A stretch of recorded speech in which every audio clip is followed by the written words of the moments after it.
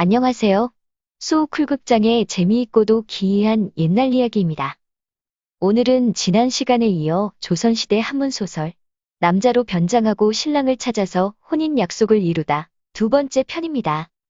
욕심에 가득 찬 양반의 음모 때문에 졸지에 사랑하는 신랑을 잃게 된 여성이 용감하게 사랑을 쟁취하는 이야기입니다. 구독과 좋아요를 부탁드립니다. 고맙습니다. 그러면 시작하겠습니다. 갑자기 신부가 땅에 털썩 주저앉더니 정신을 잃은 듯했다. 온 집안이 화들짝 놀라서는 신부를 급히 신방에 들여다 놓고 목에 물을 떠넣고 팔다리를 주무르는 등 난리를 폈다. 혼인을 앞두고 너무 흥분하고 지친 나머지 잠시 기절한 것이라고 신랑을 안심시키고는 혼절한 신부가 깰 때까지 신랑을 다른 객실로 인도하여 조금만 기다리라고 하였다. 방에 사람이 아무도 없는 틈을 타서 살며시 눈을 뜬 신부는 얼른 남자 옷으로 갈아입었다.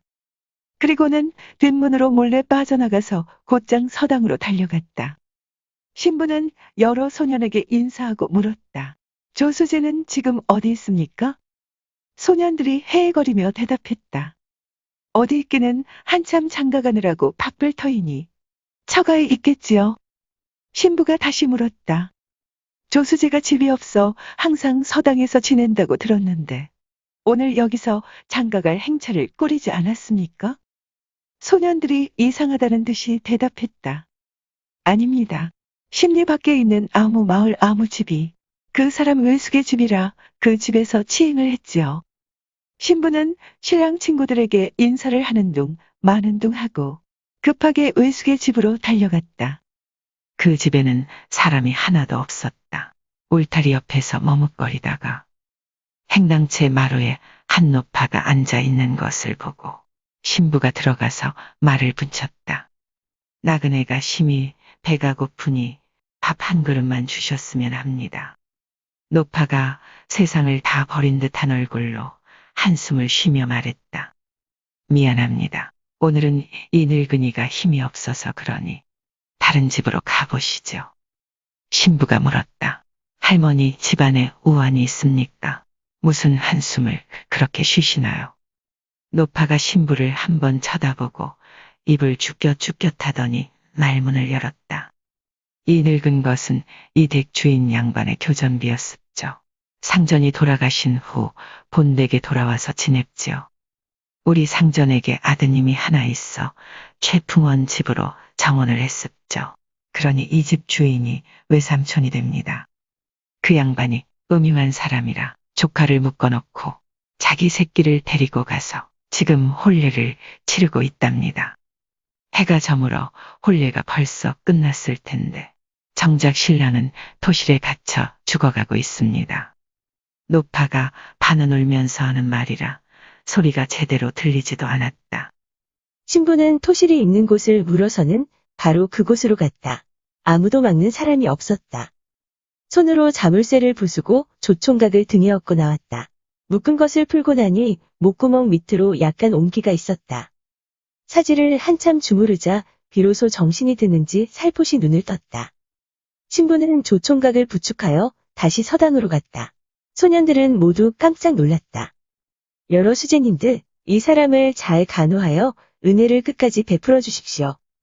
저는 최풍원의 딸입니다. 저간의 사연은 신랑에게 들으면 될 것입니다. 신부는 소년들에게 이처럼 당부하고 나서 잽싸게 자기 집으로 다시 돌아갔다. 집에서는 신부가 없어져서 사방으로 찾아다니다가 남자 옷차림으로 돌아오는 그녀를 보고는 놀라서 모두 눈이 휘둥그렇게 되었다. 그러다가 신부에게서 지금까지 벌어진 이야기를 듣고는 최풍원은 이웃집의 하인들까지 동원하여 가짜 신랑과 그 아비를 잡아묶었다. 두 놈을 바로 관가에 고발하고는 혼례 도구를 걷어서 마당에 쌓아놓고 이건 더럽혀져서 못 쓸 물건이다 하고 불태웠다. 그리고는 곧 서당으로 사람을 보내 조총각의 안부를 물어보니 별 탈이 없었다. 이에 다시 초래청을 차리고 작수성리하였다.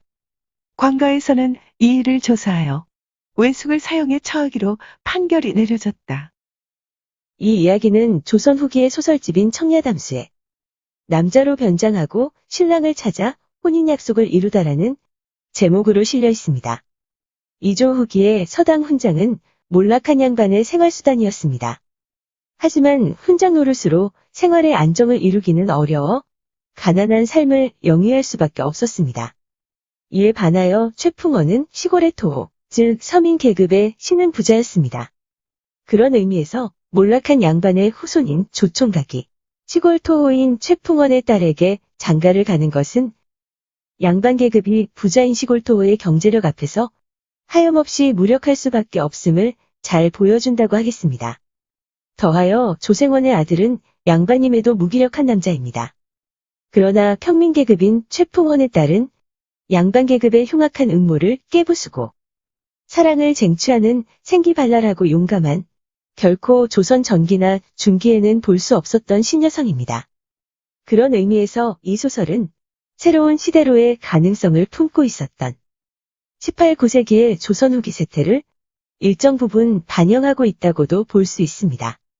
물론 결과적인 측면에서 그러한 시도가 성공했다고는 볼 수 없습니다.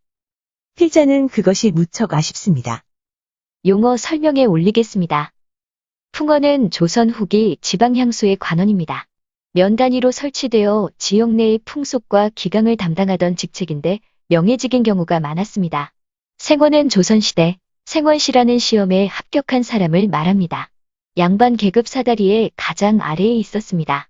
신표는 후일의 증거가 되도록 서로 주고받는 물건입니다.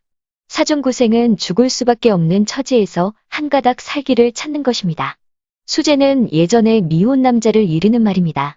토실은 흙담만 쌓아 그 위에 지붕을 덮어 지은 집입니다. 패백은 혼인 전에 신랑이 신부집에 보내는 예물입니다. 전하는 전통 혼례 때 신랑이 기러기를 가지고 신부집에 가서 상위에 놓고 절하는 예법입니다. 교배는 전통 혼례 때 신랑과 신부가 서로 절을 주고받는 예입니다. 한삼은 전통 혼례 때 손을 가리기 위하여서 두루마기나 여자의 저고리 따위의 소매 끝에 흰 헝겊으로 길게 덧대는 소매를 말합니다. 교전비는 예전에 혼례 때의 신부가 데리고 가던 계집종입니다. 작수성례는 물 한 그릇만 떠놓고 혼례를 치른다는 뜻으로 가난한 집안의 혼례를 이르는 말입니다. 참고 문헌 및 출처 속에 올립니다. 본래 이 소설은 저자 미상의 한문 소설집 청야담수에 실려있던 남자로 변장하고 신랑을 찾아서 혼인 약속을 이루다라는 제목을 가진 단편소설입니다.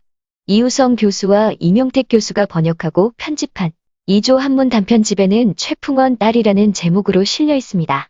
여기에서는 이우성 교수와 이명택 교수가 번역하고 편집하고 제목을 붙인 최풍원 딸을 많이 인용하고 참고했습니다. 강원도 횡성군 홈페이지에서 사진 몇 점과 조선시대 화가 김홍도, 신윤복, 김준곤, 장승업의 그림 여러 점, 그리고 한국학중앙연구원의 자료 및 사진과 서울방송위상센터의 남장한복 사진도 빌려왔습니다. 소우쿨극장입니다. 다음 주 화요일 10시에 뵙겠습니다. 고맙습니다. 안녕히 계십시오.